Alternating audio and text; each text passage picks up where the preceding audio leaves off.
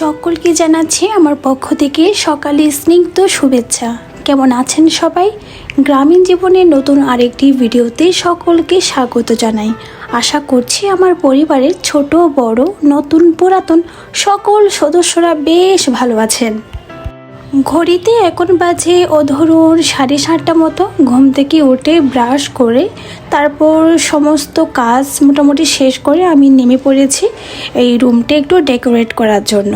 আর রুমটা গুছানোর পাশাপাশি আপনাদের সাথে কিছু গল্পগুজবও করবো বটে। বাহির প্রচণ্ড পরিমাণ রোদের প্রখরতার জন্য রুমে আসলে টিকা বড় দায়। তবে চলুন আজ গতানুগতিক কথা বাদ দিয়ে একটু অন্যরকম গল্পগুজব করি। আমরা আসলে জীবনে চলার পথে সফলতা একটু বেশি পছন্দ করি, কিন্তু সফলতা পর্যন্ত যেতে গেলে যে ব্যর্থতা পার হয়ে যেতে হয় এটা আমরা মানতে চাই না।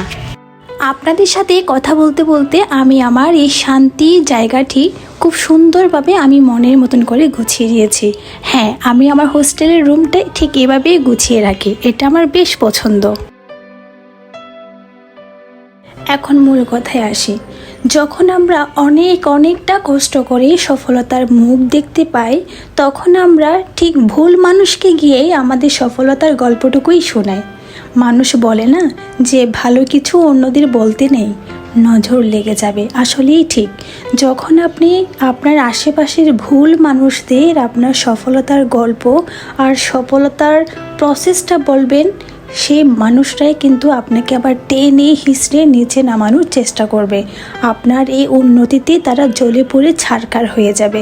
তাই এমন কোনো মানুষের সাথে মিশবেন না, বা এমন কোনো মানুষদের আপনার এই কষ্টে পাওয়া সাফল্যের কথা বলবেন না যে কিনা আপনার এই সফলতা দেখে ঝলসে যায়। আমি এখানে কয়েকখানা কলিজা নিয়েছিলাম আর নিয়েছিলাম শসার সালাদ উইদাউট মরিচ। তো খাওয়ার পরে এ ধরনের ফ্রুট খাওয়া আমার বরাবরই স্বভাব। তো একটাই কথা বলবো, ওয়াইটিতে যারা অনেকটা পরিশ্রম করছেন কিন্তু এখনও সফলতা পাননি, তারা প্লিজ হাল ছেড়ে দিবেন না, কাজটা চালিয়ে যান, দেখবেন সফলতা আপনার হাতে ধরা দিবেই। কিছুক্ষণ আরো না হই রহিতে কাছে। হ্যাঁ, এই গানটা শুনে শুনে আমি আসলে চাটা খাচ্ছিলাম সারাদিন ডিপ ক্লিন করার পর, রান্নাবান্না করার পর, আর স্টাডিও করেছি বটে। সমস্তটা কাজ শেষ করার পর একটু ক্লান্তও লাগছে। তো আপনার এই ভিডিওটি যে যেখান থেকে দেখেছেন তাদের অসংখ্য ধন্যবাদ। টাটা।